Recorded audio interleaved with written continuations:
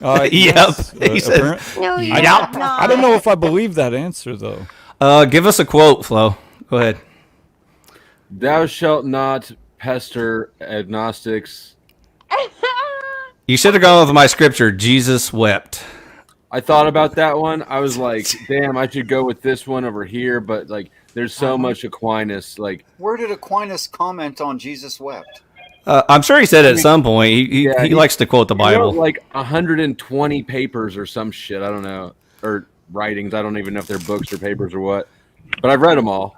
Beware of the person of one book, Aquinas. There you go. Oh, nice. See, if you'd read Aquinas, you'd have known that, Flo. Damn Now it, you and know. Don Juan was. I've been so annoyed with him, but he's been having my back this whole time. Yeah, he Well- got your back. Slow state, being slow, not surprised. Shaking my head. There you Thank go. Don Juan. He had to break it for you, Flo. I don't Maybe think Flo maybe is Don slow Juan at needs all. to work on his salesmanship. And listen, the only reason that I am reading it is because I happen to be over at a friend's house, and that book was in her library, and so That was a good And you're story. bored over there. What's that? What'd you say? Is the electricity out? Are you bored over there? What's going on? No, I mean, like, that was in her library, and so like I thought, oh my god, well now I have to, because here this person online keeps asking me if I've read this every time I run into them, and so here it is right in front of me. I wasn't gonna buy it, but it was right there, so I had to. And so far, it's not been like, it's been a real snooze, Don Juan, but I'm reading it.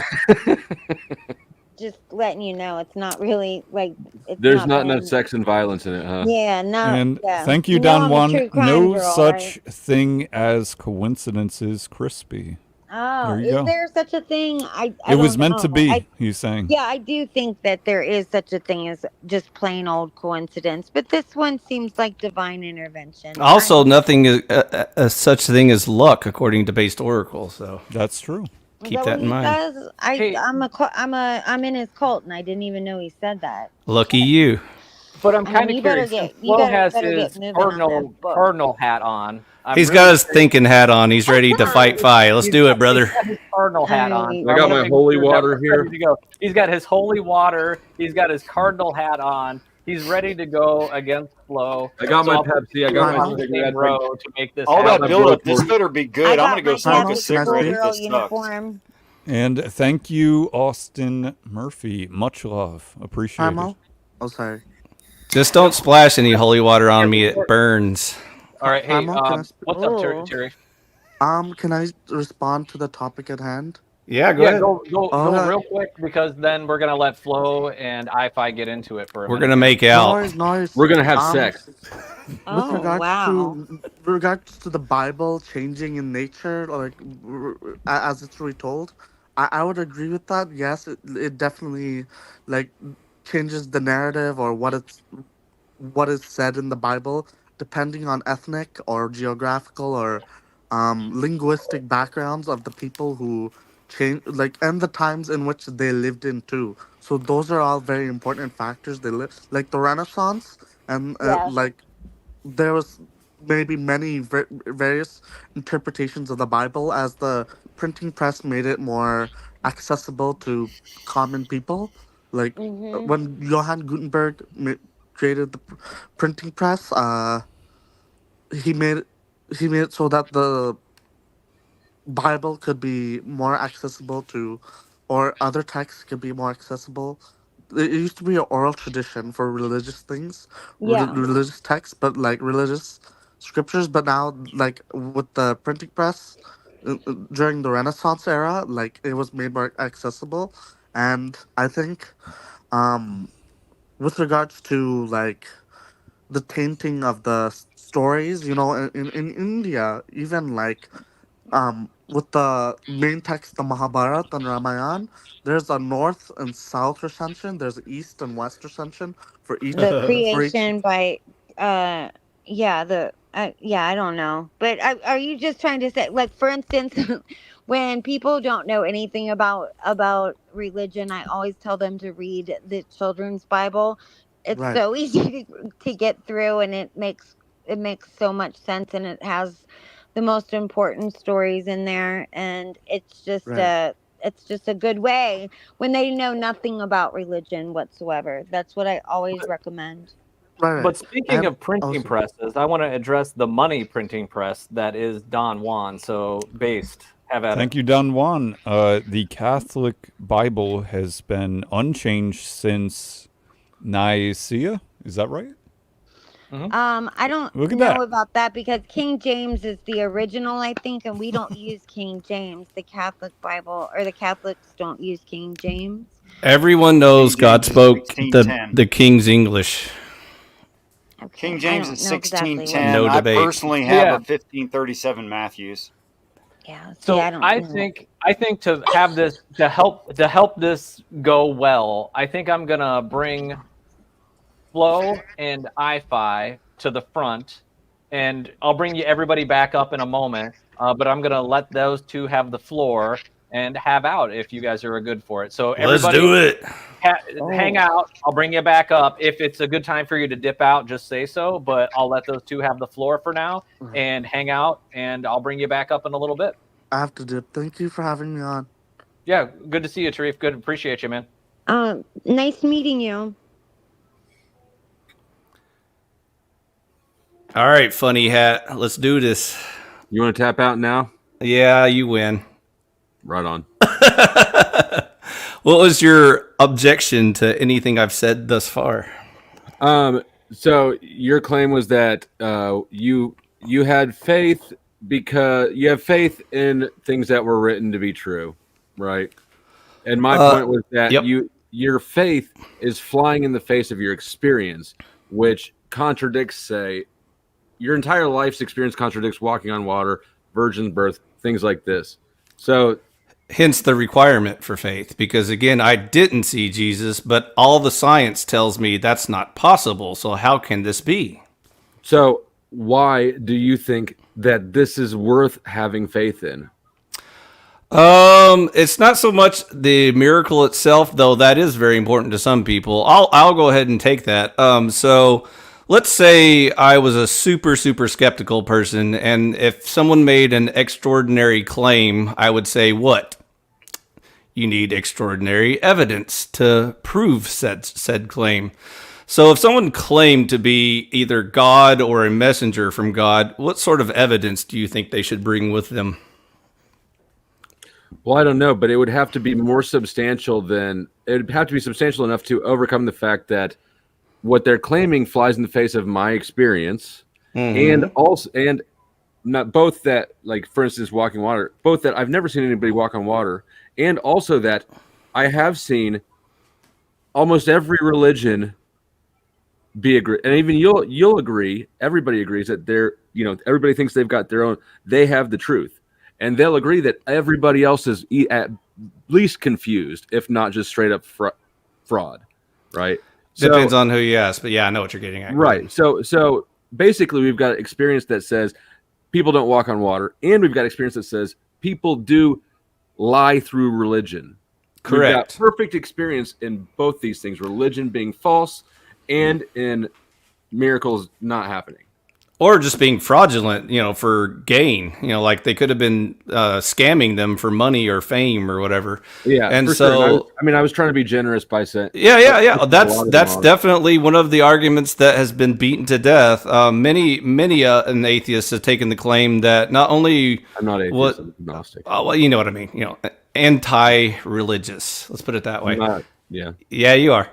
So, anyways, okay, maybe I am. So, they consider the fact that it's possible that Jesus was just a guru of his time, nothing special, but it wasn't making enough money, so he saw the real money in like getting his followers to elaborate for him that he was able to do magic and stuff like that, and that would really sell the message.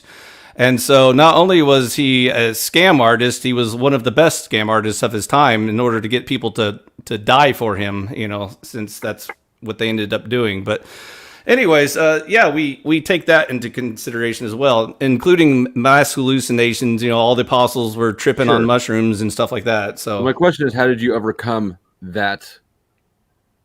The points I made. The point you made was what? Was that there's a lot of reason to not believe that the Bible is true. Oh, so how do you overcome that? So that's how I overcame it. So I steel-manned all of those arguments. I never dismissed them outright. I never said, no, you're just angry, butthurt, whatever. I would say, okay, that's interesting. Let's look at it as if your claim is true, that Jesus was a scam artist. Jesus was crazy. Jesus I'm not making those claims. I'm not making any of those. I'm telling you all of the claims, including why yours. Don't you focus on the ones that I brought up. That possibly Jesus was scamming the people by... That you, in your experience, in my experience, in our experience, we have perfect track record of not having seen virgin births and walking on water happen, right? So that's the contents contradict our experience, and the fact that religion being a scam and a grift does work with our experience. And I'll add another one to it. We've all seen a ton of books, and none of them have been the Word of God except for one. So you got to overcome a lot of things that you actually do have experience in, and say you're going to disregard all of this experience and evidence in favor of something that flies in its face.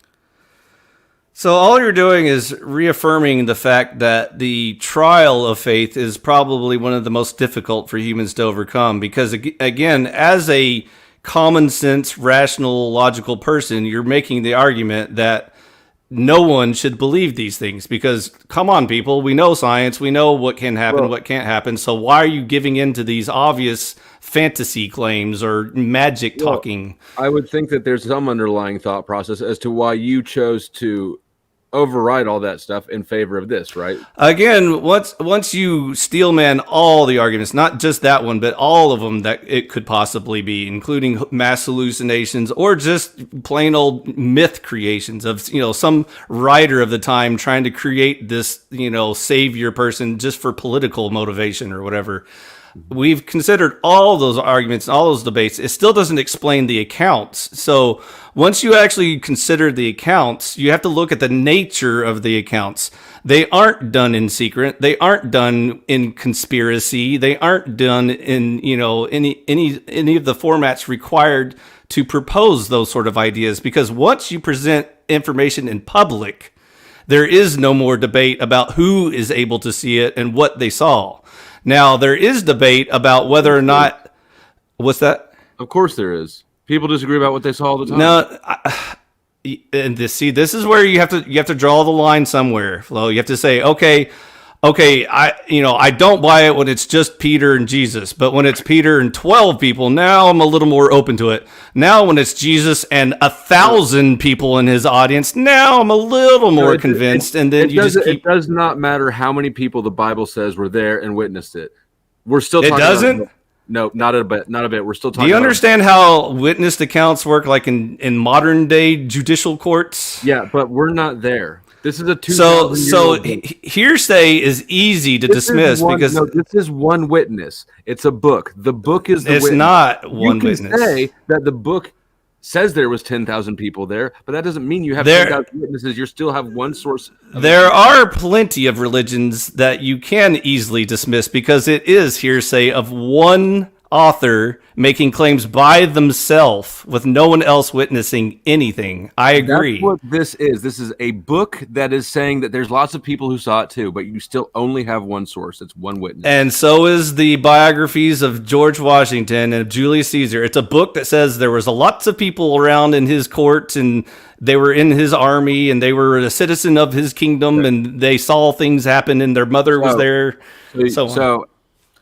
So I'm still trying to figure out the thought process that leads you to override the obvious evidence against you in favor of it. There had to be some thought process there, right? Yeah, again, so once you eliminate all of the possibilities that can debunk your claim, and believe me, they've tried, and I've considered all of them, then you're left with the only conclusion that that the claim is true. Once you've eliminated all of the possibilities that claim is You're false. not explaining your thought process at all. You're just saying that you had one.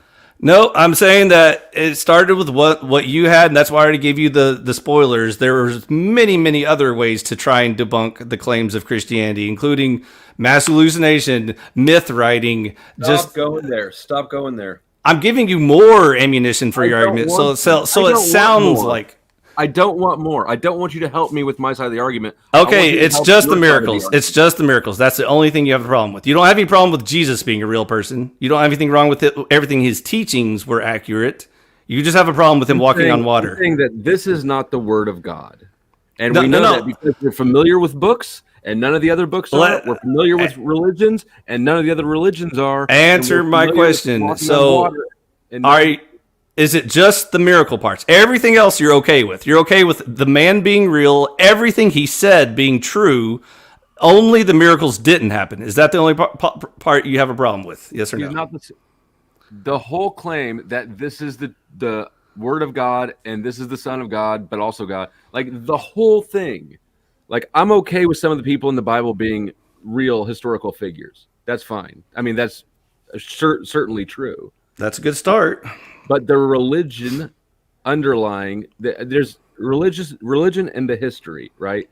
And the two are separate. I'm not arguing the history. I'm arguing the religion component of it. So do you think everything else in the Bible was made up other than the miracle parts? Like all the history, the taxes, the families, the little conversations they had, the fish they ate that day, all that stuff. That part's real. Everything, just the miracle parts. I haven't. You know what? I'm not interested in sitting down and sifting through what parts of the Bible are real and false. I'm saying that there's a conceptual split between history and religious belief. It's funny how you distinguish the Bible from history when it is a historical account of what happened and who was there. You're not going to address the questions that I've started with, and I'm trying to get you back onto. Am I? Are you? It sounds like you're trying to say, like, at what point did I just accept miracles, even though it completely defies all logic and science and modern day thinking? Why did you decide that even though there's a ton of reasons why it would make sense that the Bible is not the Word of God, how did you decide that it actually is, and that all of these things I just listed should be overridden? Again, my personal choice was from seeking the truth, no matter what form it came in, even if it came in something that I resist believing, like this just doesn't sound like something rubs me wrong here. And even though I want to dismiss it and say, no, that probably didn't happen. That was probably a hallucination, or, oh, it was probably a scam or conspiracy or something. But the fact that I keep coming back to it and saying, oh, I see, that is actually what happened, and that's just me fighting it instead of me just accepting, a historical fact for what it is. Now, I do all the same tricks all the atheists do. I do all the revisions and the translations and the word of mouth and phone games. How do we know anything in the Bible is right? And it's all of that is cope. It's the exact. What's your response is cope? No, you will not answer my questions. You're answering everything but my questions. So you keep saying, like, what is the thing? What is the one thing that convinced me the Bible was accurate? Your thought process was, you have a belief. How did you get there? I keep telling you, it's a long process. So first you have to learn how logic works. Then you have to learn how, history and accounts work, and whether or not, hearsay is credible, and whether or not more witness accounts make it more credible, and so on and so forth. Right. And then you have to introduce the thought of, metaphysics and miracles and stuff. Then how do you correlate that with science and all that sort of stuff? I'll accept that I've won that point, and I'll move on to the next one. Okay, sure. If God is as Christianity portrays him to be, which is, and that would include that the 10 Commandments are true, and that God does not want you to lie. Correct. Why are you lying about what you know? I'm not lying about anything I know. Name one thing I've lied about. Well, you're certainly not answering the question about how you came to your conclusions. I tried many different ways in the English that I was taught growing up, but I don't know how else to explain it. You assert that you know that God is real. I've heard you do it before. After a long process of deliberating between paradoxes and things that can't be explained and things that require faith and all kinds of. I don't know what. Do you know that God is real? That's and I am about 95% sure that the most probable answer to the question, is there a higher power, results in the answer being the Christian God. What? How? Not just an you're not 95% intelligent design. You're 95% to Christian God. Yes, because the intelligent design leads you to the. That's what, earlier when I said, where do you think the intelligent design takes you, Flo? Because if you look at all of the religions, including just your own, make up your own religion. Try to answer the question yourself without any other man's religion. If you just try to figure it out yourself, what is this intelligence that created our universe? Is it aliens? Are they computer programmers? I haven't conceded that I think there is intelligent design, but I think that intelligent design makes more sense than evolution. Like, it makes more sense that something was constructed than that it just accidentally exploded its way into consciousness. And then all you're doing is kicking the can down the road. If it's aliens did it and we're in just a simulation, then who are the aliens? Who created the aliens? Who's their higher power? What's more likely is that we don't know because we don't have all the knowledge in the world. Our knowledge is limited. That's what people who are religious don't seem to like to acknowledge, is the limit to their knowledge. We don't know, but some of us are more sure than others. It was exactly the way I stated it. I don't know for 100% fact that the Christian God exists. I am mostly 90% sure after my 40 plus years of deliberating this question. How old are you? You're old. Mid 40s. God damn. Yeah. So after being born in a atheist Christian house, half and half, denying Christianity during my teen years, going full butthurt atheist. I mean, I was all about, cosmic evolution and abiogenesis and all that stuff. And then realizing how completely retarded that was, I was like, okay, maybe I'm just agnostic. So, I started going back into the agnostic realm. But then you keep getting stuck in the gray lands of like everything's subjective. There is no, like, do I exist? What is reality and all that stuff? And you can't ever answer any of those questions. And you certainly can't answer the question between getting past ethics into morality, because if there is no God, there is no objective morality. So it's just all of our feelings competing. We've had this discussion. No, before. You've lost that every time. Every time you've lost that. To revisit that because that's another. But even morality aside, just is there a higher power and is there a purpose to life, and do I even exist to begin with? And so the one question for scientific fact is, even if flow doesn't exist, something that's manifesting himself as flow exists. So what is that thing? Is it, is God just playing puppets with himself or whatever? We don't know, but something exists. I mean, we don't know. That's my point, though, is that just like an ant can't engineer a bridge, I don't know why we would think that we can understand God. Like, I think that's just we can't, and that's why a lot of humans' brains melt when they try to figure it out. Like, oh, I know what God is. God is this sky wizard. He's like in a robe and he's got a long gray beard and he shoots lightning bolts at people that he gets mad at. This is what happens when humans try to conjure God, but that's not what God is. That's correct. I agree, but claiming to know, all the religions claim to know more about God than they do. Nope. There's a bunch of religions that don't know jack shit about anything. Have you studied? All claim to know more about them. Have you studied a lot of pagan religions like Greek mythology and Hinduism and all that stuff? To various degrees, a bit. At least you would have sounded smart if you would have said like Taoism. Taoism was like one of humans' best attempts to try to logically figure out God.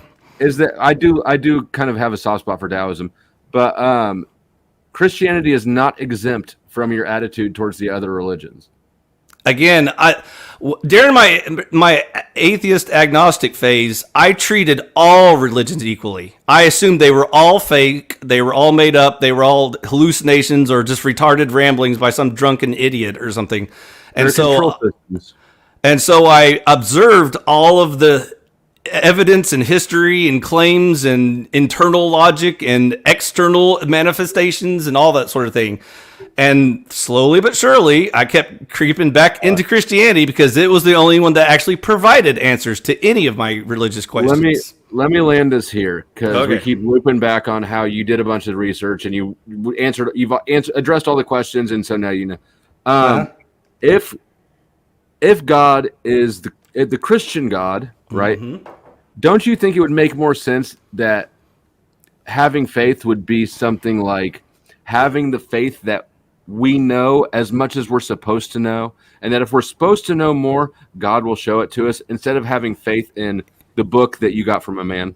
You mean sort of like already having the law of God written on your heart to the point where all humans are religious by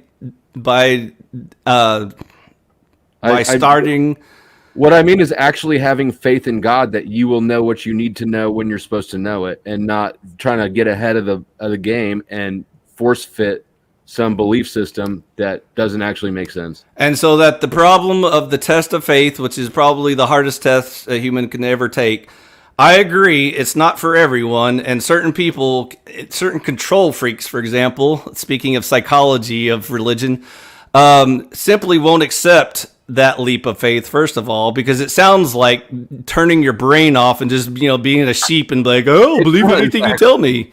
Right. Exactly. So that's why it's called a test of faith, because if it was easy, everyone could do it. But anyways, some people can't live with the fact that at some point you have to trust God. That's like the absolute bottom line, whether you want to or not. I agree, and I'm going to suggest that I, as an agnostic, trust God more than you do as a Christian. Okay, that's fine. And so maybe you're waiting for like your miracle moment. You're like waiting for God to like spell out your name in the clouds, and you're like, oh, now I'll believe in you, God. That's what I was waiting for. I was waiting for the magic in the clouds. I'm not stressed about it. No. I'm saying I don't know what your line is. I don't know what evidence you require in order for you to finally accept that as truth. But I'm just saying, I'm guessing that's what it would take, something along those lines. And so that's one of the most common answers. And again, I personally went through the same journey as well. I had my moments where I would sit there and pray to God and say, oh, come on, God, just give me a little secret miracle. I won't tell anybody. Just do it where I can see it, and then I'll believe in you. And then, you can save me the trouble of doing all this thinking and stuff. And so, unfortunately, his answer to me was, no, you have to use the brain I gave you. And so that here we are. So anyways, it's definitely a pain in the ass. I know. Arguing miracles is not fun. Have you seen that last debate I had with Vegas Vips about miracles? It got funny rather quickly. But anyways, I think that we've come as far as this conversation. Should we? Okay, yeah. All right, we'll agree to disagree. Also, you win nothing. Good day, sir. That's for old Joe. He loves that. I wouldn't have expected you to concede any victory to me. So, good day to you as well. Yeah. Hey, that was fun though. I appreciate it. I appreciate you all keeping it between the lines and doing the things and all. I appreciate all that. So thank you guys. I thought it was a productive dialogue, even though you may not agree. I enjoyed hearing the various perspectives and arguments. Let the crowd decide what they kind of vibe with. I see various chats in there. I also want to make sure to thank Based Oracle for being here tonight. I know that he brought a number of folks into the chat and helped have this discussion happen. So I appreciate that. So shout out to him. If you don't already follow Based, go check out his content. I'm sure the mods can pin it in the chat for you. And then also Don Juan, thank you for all the super chats. I just wanted to make sure to acknowledge that. And I have it at the bottom there. Thank you for being the sponsor of tonight's show thus far. I appreciate it. And we will all go read Aquinas. Thank you, Don Juan. We appreciate it. We will indeed. Crispy Richard, what do you all think about the exchange between iFi and Flow so far? Like, what's your take on it? Oh, I've heard Ladies that. first, of course. Yeah, I've heard that before. I've heard them argue before many times. I wanted to ask you guys that question about that lady that came in and said that it was part of the commandments for her to spread the word of Lord of God. That's not the part of, that's not the commandments that the 10 commandments that I follow. is there some other subset It's of generally Christian doctrine to spread the word. That's one of the implied commands we're given. Well, she just said it's part of it's one of the commandments. I mean, actually, it is explicitly stated on a couple occasions as well. But there's obviously a good way to do it and a bad way to do it. Obviously, you're not to go out and beat people over the head with a Bible. That's not going to convert anyone. But again, you're to be ready to give an answer at any time. So you can't just be like, I don't really want to talk about it. Find out yourself. Like that's not a Christian answer. So I just wondered if there was something else because I just know of the 10 commandments that that everybody knows, but that's all. There was a New Testament, by the way, just FYI. Yeah, I know. I'm aware. And there's 613 Hebrew laws in the Old Testament, by the way. And also, Christians aren't Jews, so we don't have to worry about Judaism. That law was fulfilled, so God good. changed his mind. God had pre-alpha religion, which was Judaism and Gentilism. And so before the final word was released, the religion 1.0, the commercial release, was Christianity.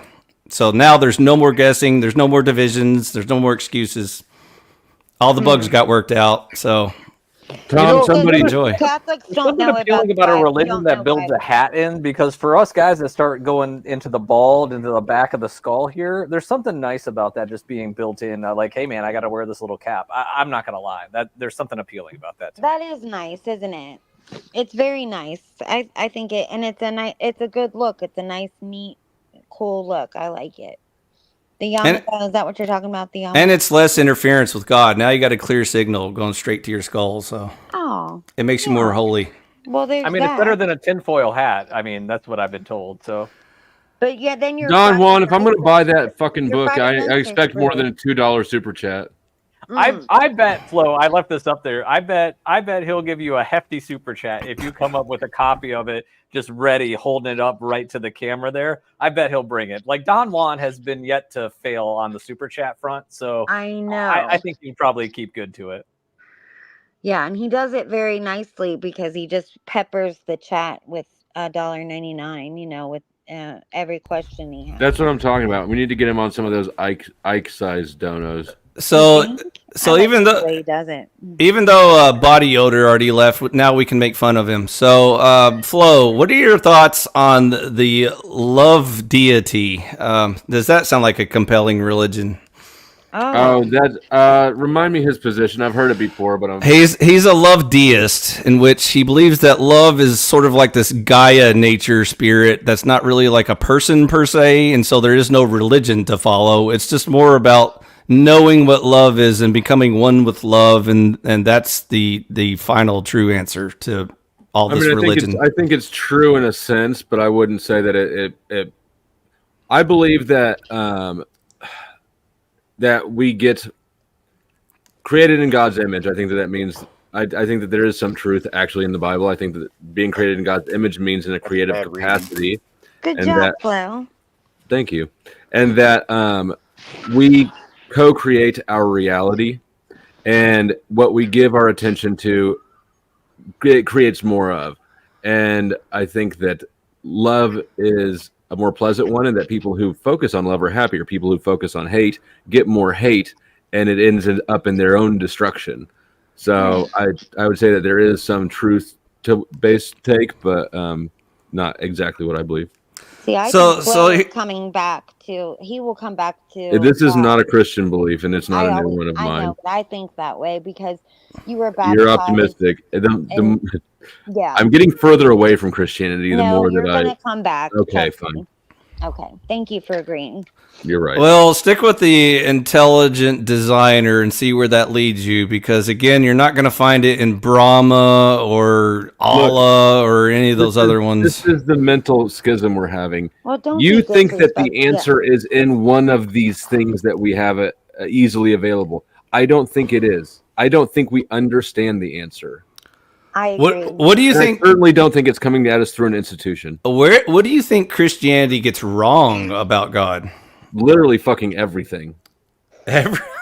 Like All there's, of it? Stuff. there's several different gods. Go, Richard. Go ahead. Yeah, I was gonna say I see Richard and I haven't heard For from him yet, so instance, there is no Yod He Vav He anywhere in the Bible until the existence of Adam. Before that, it's Elohim. So obviously, the idea of an Eloach, a singular powerful being, was available to the Jews, and it's not there.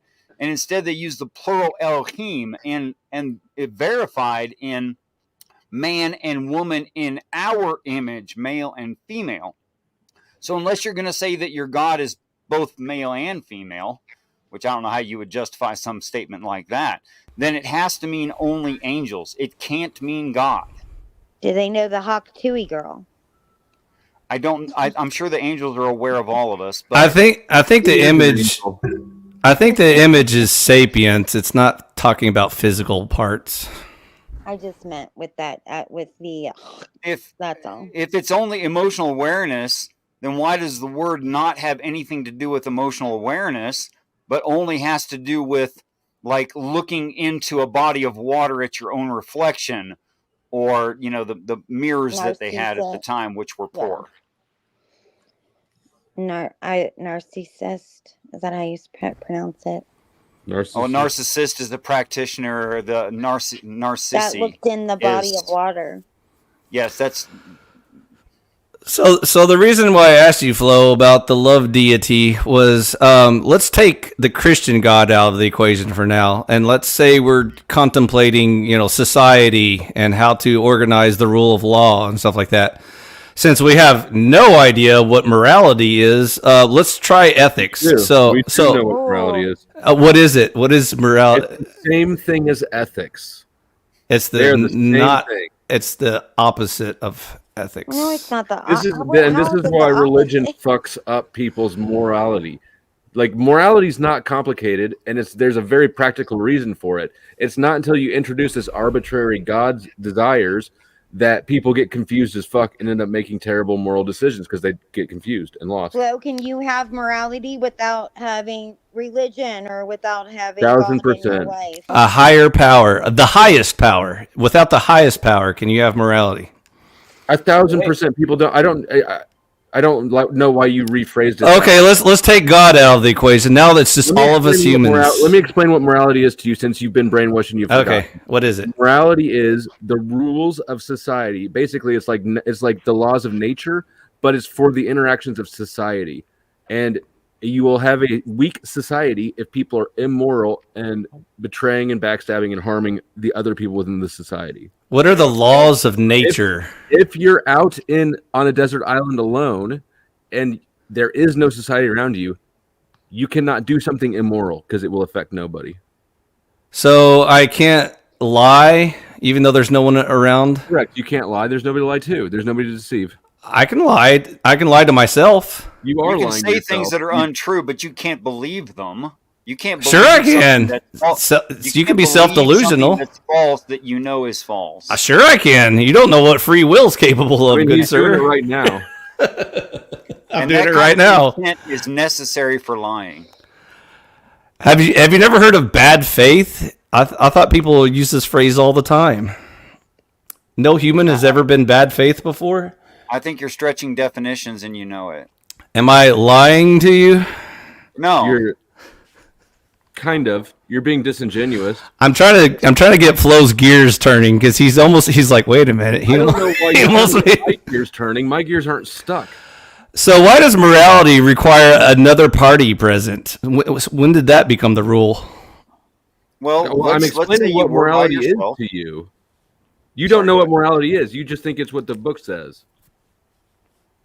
And again, there's always the implied, God's omnipresent, so he's always there with you. What is the purpose of morality? For those who don't know what good and evil is to know what good and evil is so they don't have to derive it on their own and fail. Interpersonal relationships. It's laws. It's for those who don't know to know what the answers are. That's what morality is for. Well, why does it matter? Because if you had to figure it out on yourself, you might get it wrong, and therefore may cause evil all your life. Who cares if I get it wrong? What's the consequence? God cares whether or not you get it wrong or right. The answer why it matters is because God decided arbitrarily. Exactly. You have no understanding of the purpose. I don't think you know what the word arbitrary means every time you mention God's laws and what that means. But that's not arbitrary, Flo. That's the most important reason why. Well, if God made logic and God is not subject to logic, then it's perfectly fine if God is irrational. I don't see why that's a problem. God can even make illogical morality.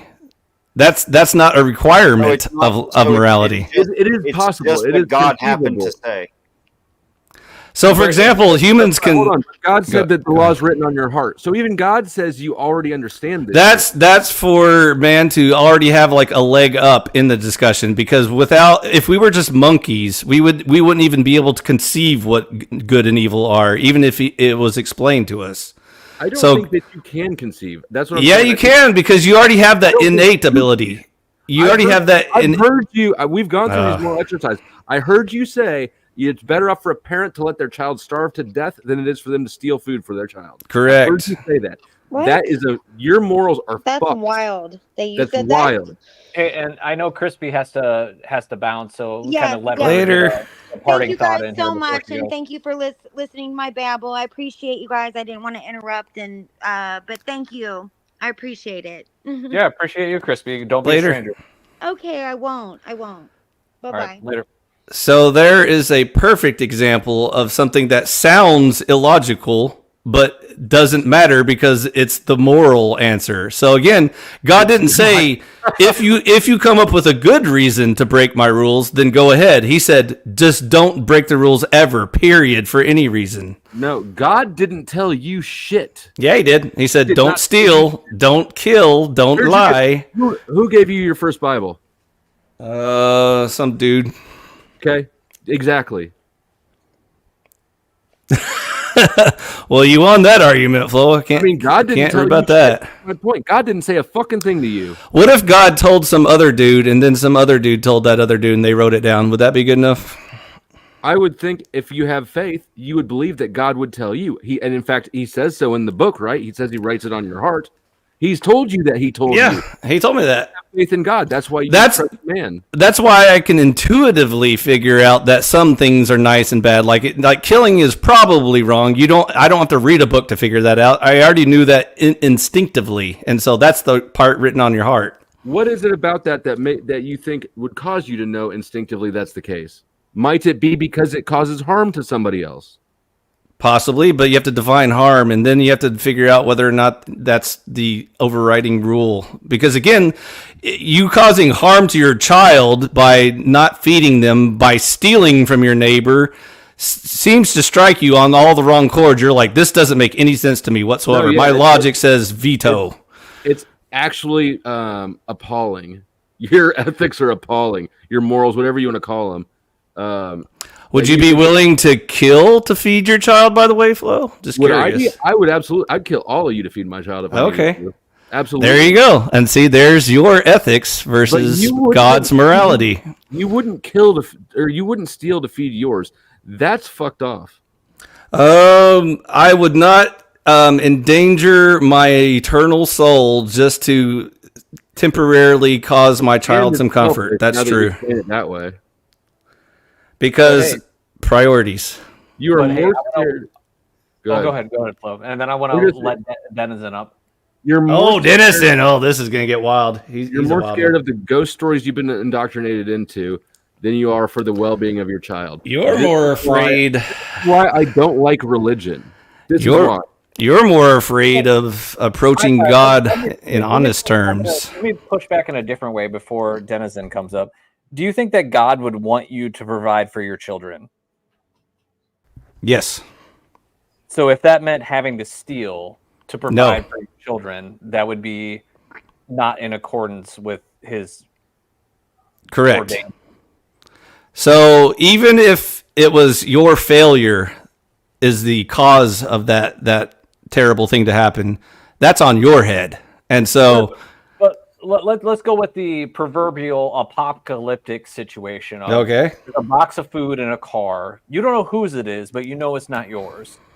You're gonna take that box of food out of the car to feed your children. You probably stole it from somebody. You can't know that you stole it from somebody. It may be there, but there's a chance that you stole it from somebody. Have you broken a moral, ethical, biblical principle by taking that food that you may have potentially stolen? You'll find out on the day of judgment. You can always roll those dice and hope for the best, but I'd actually like to answer that as well, if that's because all right. I know it's not mine. I know it's not mine, right?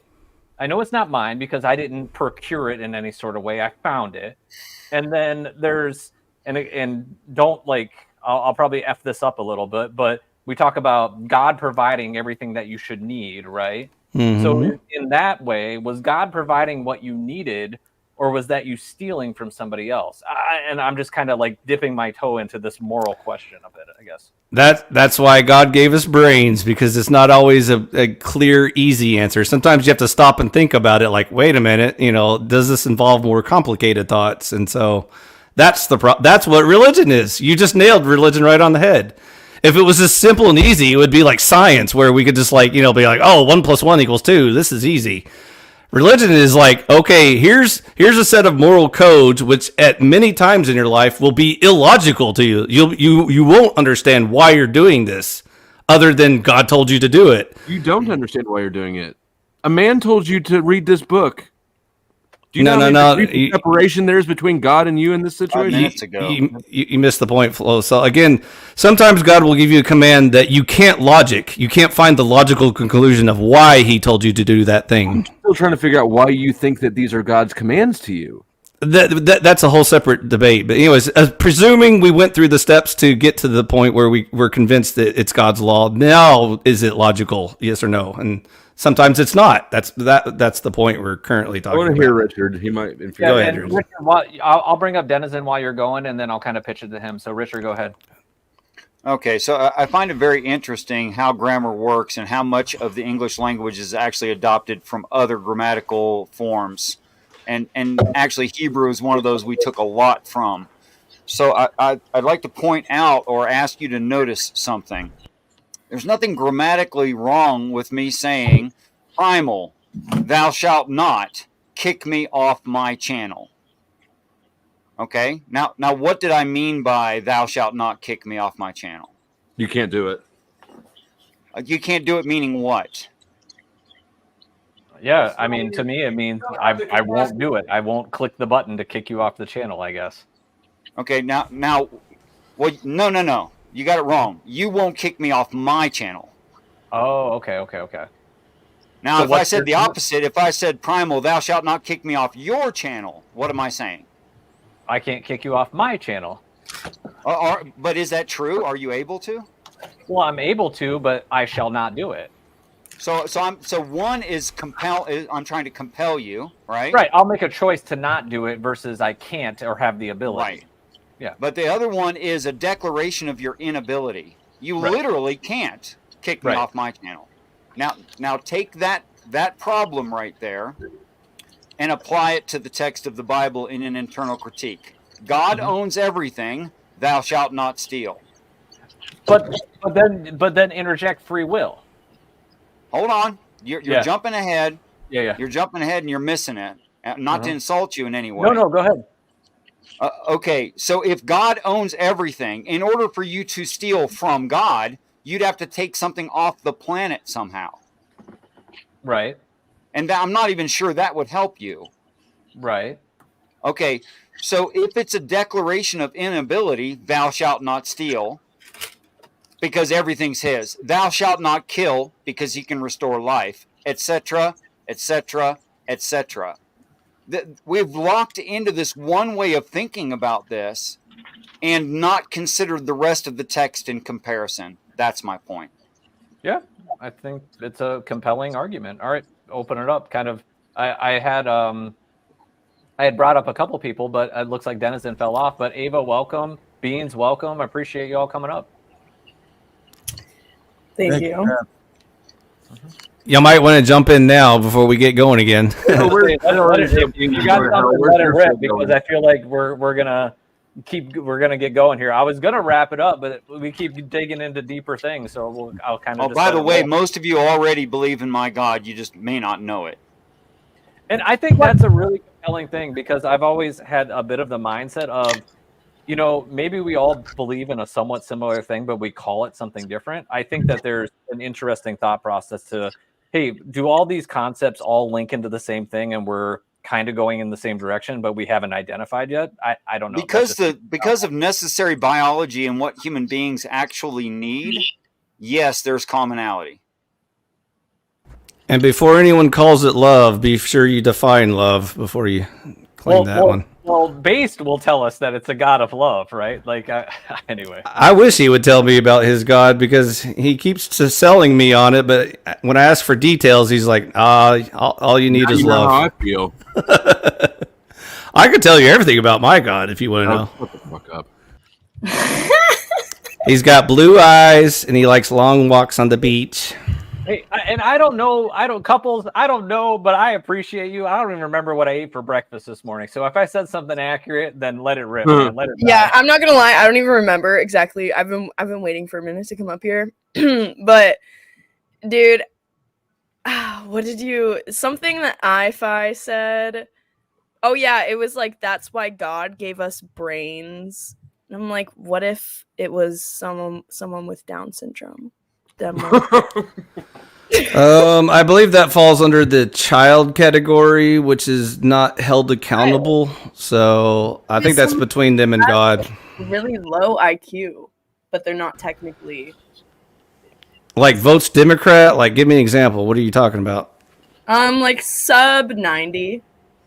Yeah, votes Democrat. So, yeah, that's no excuse, because, again, God gave us brains. If you choose not to use them, that's your fault, not his, but, Yeah, but you don't really have, like, a lot of discernment. If that's if you're only going up to 90. I think you have enough.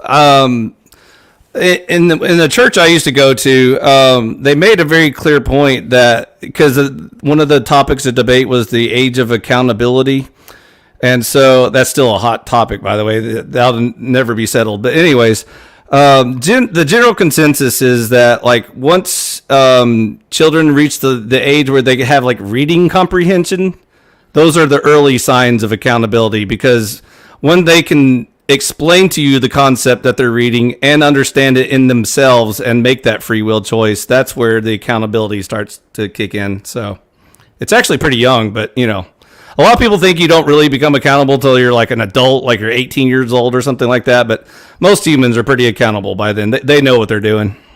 No, not necessarily. So when you were 17 years old, you didn't know that killing people was evil or anything like that? Or stealing? Honestly, dude, when I was 17, were evil to eat? I did not have a good moral compass. I was still pretty sociopathic. Your brain isn't fully developed until you're 25. You don't have to be fully developed in order just to have, like, free will and accountability. Dude, for the longest time, I thought being like a sociopath or a psychopath was like the way to win in life. And I would like wish that I was one, because like, oh, they're successful in business and they have charisma and stuff, which is like the most retarded line of thinking. So you might. But I thought that, and maybe I'm a 90 IQ too. Maybe that.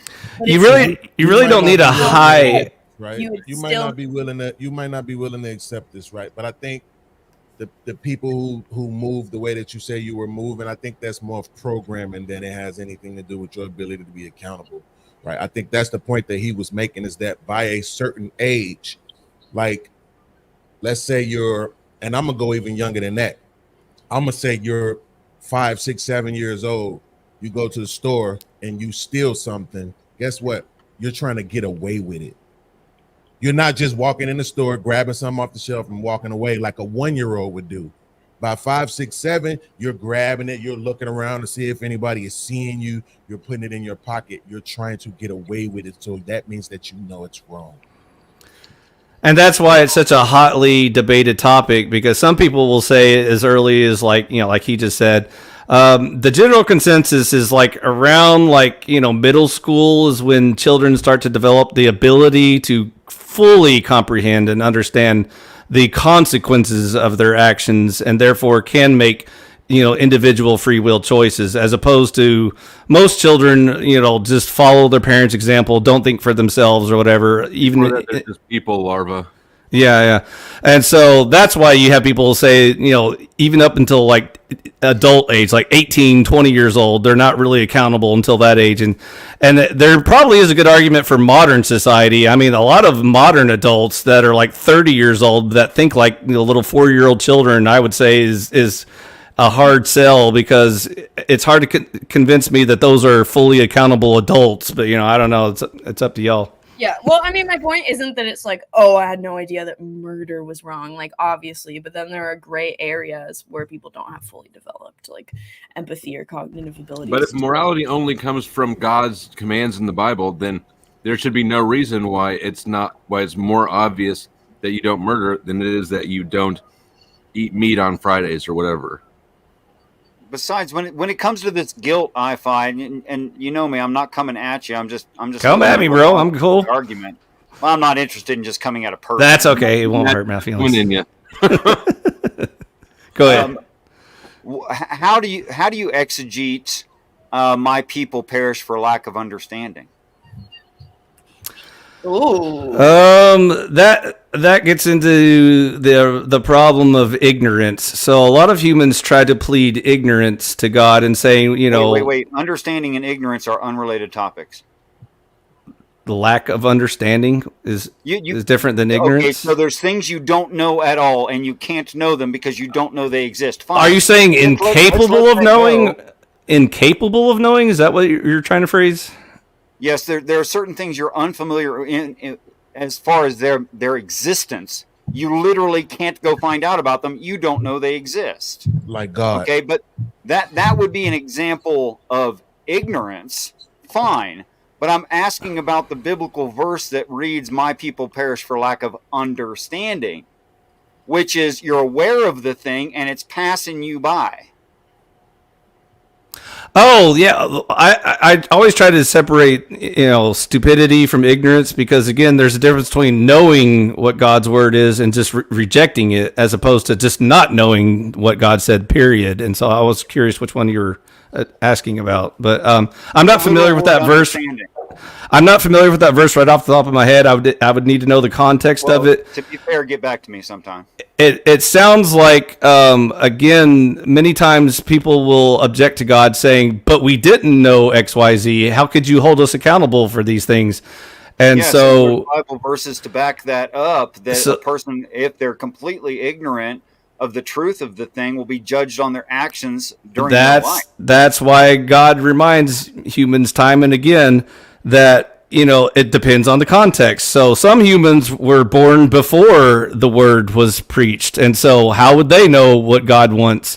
And so some people were born aside from God's word. The Gentiles knew of the Jews, but didn't know why they had to follow certain rules or whatever. And so, or what rules they were following. Yeah. And so, I always think in context of the gospel, all men are accountable to the gospel. Period. There are no Jews or Gentiles, and there is no ignorance. There's no oh well, God, I heard about this Christianity thing, but I didn't look into it, so you can't hold me accountable for it. So it's one of those reminders that you can't fool God into thinking that you can just plead the fifth or ignorance, and he'll be like, oh well, I have to let you into heaven now because you didn't take the time to go pick up a Bible, so I can't hold you accountable for it. Dichotomy that doesn't necessarily exist. What if I were an agnostic or an anti-theist or anything in between, and I just heard a crappy doctrine from a crappy Christian who couldn't rationalize anything and said everything based on faith, and it turned me off? Then does that mean that you are free from the burden of having to check the original source yourself just because you didn't like his interpretation of it? Yeah, Let me put it this way. I'm not looking into perpetual motion machines because I believe they can't exist. What if I said I'm an American? I should go look into perpetual motion machines. Yeah, you should look into anything that is important enough to concern your eternal soul. And so I'm using a gentle example, and of course it's going to fail at some point. But just the same, if a person is convinced by their experience and has rationally found that they should not value some certain thing, and they have, like, I don't know, a job. They don't have a just infinite amount of time to go look into things that are nonsensical. we all have roughly the same amount of time and ability to seek the truth. And so here's a quick analogy. You better choose which ones you look into, because there's so much information out there that can be misinformation. You should definitely set priorities on which information is more important than others. I wouldn't worry about reading Kardashian books or anything like that to find the one true God or anything. But back to your ignorance analogy. So what if I was a citizen of America, and some police officer came up to me and said, "You're breaking XYZ law," and I said, "I'm not aware of American laws, because one time I talked to an American and he was." You just assumed objectivity. You can't do that in your argument. Can I finish my analogy before you criticize it? You assumed objectivity, and you can stop. What do you mean by that? Assumed objectivity. I didn't even finish the analogy. I know, but you're comparing the Bible to knowable laws. You're assuming the Bible is correct, and you're assuming the laws are correct. Okay, are the laws of God written down for man to read, like the Constitution is?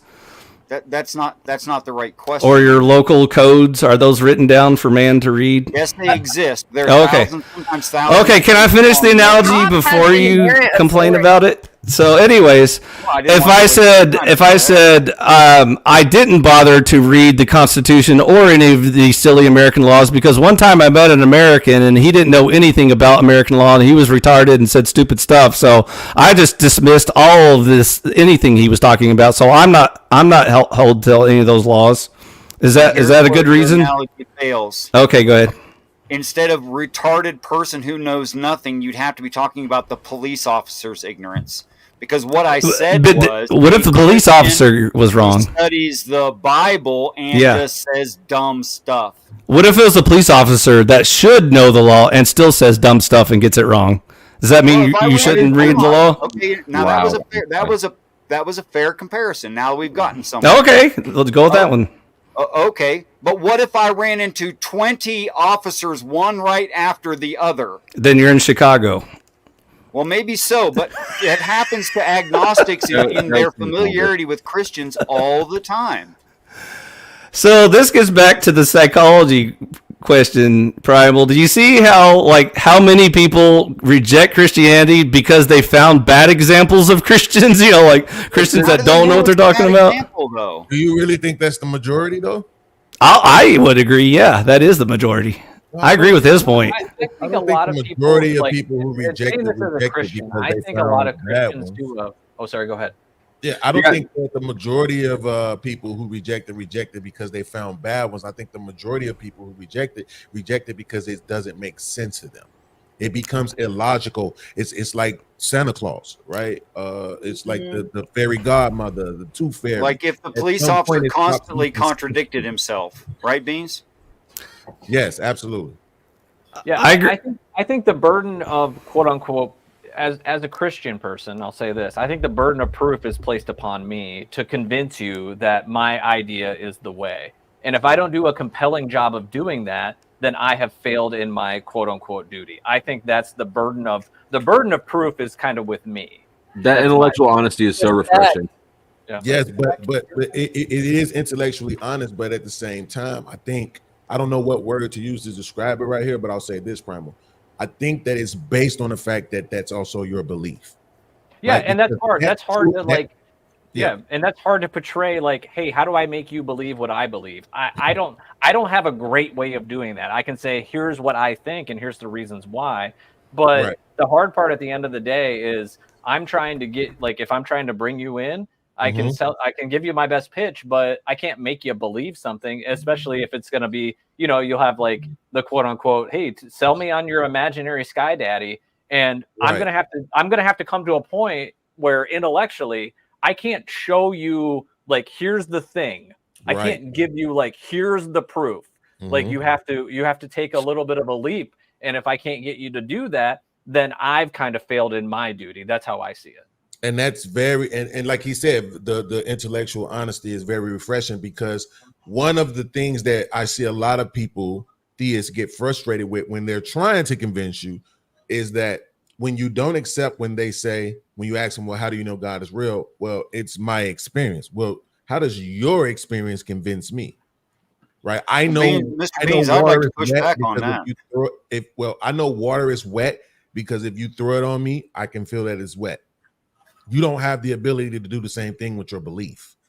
You see? Right. How do I make you feel or believe something that I had a firsthand experience in? I can't make you have the same firsthand experience I had unless I can replicate that somehow. And it comes to these matters of faith.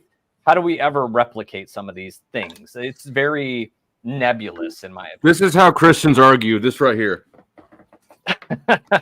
The plug is plugged in, so believe that the plug is plugged in. We know the Bible's real because it says so in the Bible. See, the electricity is just going to last forever in that loop. That's amazing. You've invented something, Mr. Beans. I'd like to push back on you with the value of anecdotal stories, because I don't believe that human beings, even if some human beings tend toward, and you might be the exception, but I doubt it. Some people tend more toward logic. Some people tend more toward emotion, but just the same, none of us are 100% either one. So if you don't have a reason why a logical argument, even if it necessarily follows and must be true, a person might reject it just because they don't see a value in it. Let me give for instance. My contention is that people who assign value to truths and accept truths allow themselves a position of less frustration, thereby more opportunity for happiness. But they don't accept truths based on whether or not the thing is true, but whether or not they'll be happy. Yeah, I think if I was to accept that logic, I would have to put that, I would have to make it age-based, right? Because I haven't been making decisions on what I accept that way for a very long time. But I will admit that I am different, right? You tend toward logic. Yeah, absolutely. I mean, even as a kid, right? So when I was a kid, there's this thing in the I don't know about in everybody else's background, but in the Black community, there was this thing called talking back, right? It would usually get you hit in the mouth, right? Yeah, well, I did a whole lot of that, right? And it was because I'm like, yo, I'm thinking this through. Like, no, you're the adult, I'm the child, but I'm not wrong here. You are, right? And so I never could turn it off. It's because you're petty as fuck. Let's no, I mean, it's just like no, actually, right I is had the right same and wrong problem in is school. wrong. Right is right and wrong is wrong. So when I'm like, I'll give you an example real quick. Heaven. So I knew that I wasn't being parented right. And the reason why I knew this is because I was able to experience other people parenting. When I go to my cousin's house, when I go to my friend's house, I'm seeing how other kids' moms are treating them. I'm seeing how other kids' fathers are treating them. And then I'm juxtaposing that to how I'm being treated. And I'm like, yeah, nah, this ain't right. These kids are bad as hell. I'm not even bad like them. And they still got everything they want. Hugged on, loved on. I'm coming home to all this yelling, screaming. This isn't right. Right. So what did I get? I didn't get hurt. I got ostracized. Right. Even became homeless as a child because of talking back. You see what I'm saying? So for me, I haven't made the decision to like something or not like something, but accept something based on the fact that it'll make me feel better for a very, very, very, very long time, maybe 6-7 years old. But you also recognize you're an exception in that venue, in that particular. I don't know, and that's what I'm saying. I won't argue it because I have no way to quantify it. But I don't know. I think if I had to assign that, I probably would assign it to women. But I don't know if I would assign it to men. I don't know if men. I think men are less likely to declare it, but I think it's still true. Yeah, I just think men probably are less likely to accept the validity of something based on the fact that it'll feel good to do it. right? I think most like that's like a ugly guy, and you see the ugly guy who is getting all the hot girls. You're like, man, how is he doing that? You don't realize it's just his confidence and his willingness to accept the truth. I'm ugly, but I'm gonna play on all these other things that I got going for me. I'm witty, I'm funny, my body is in shape, whatever else I got going on for me, right? He accepts the truth of his ugliness, but he doesn't accept it because it makes him feel better. You see what I'm saying? But to your point, you saying that it's probably the majority, maybe it is.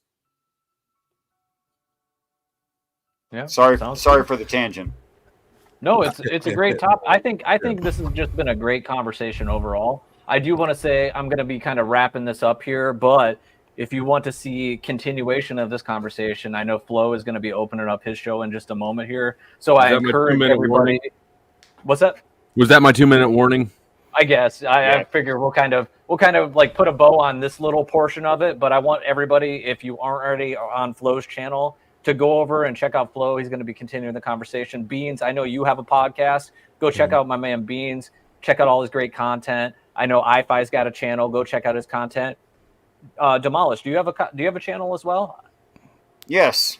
Yeah, so go ahead and plug yourself, man. Like, let's hear about it.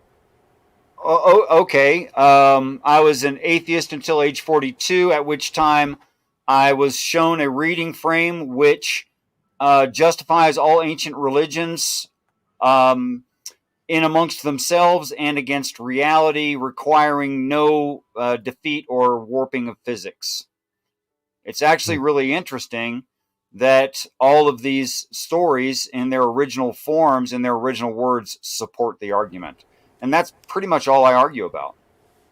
Hey, man, I appreciate it. It was really nice to meet you and have some dialogue. I appreciate it. Beans, I appreciate you coming up. iFi, I appreciate you. Flow State. Thanks for having me.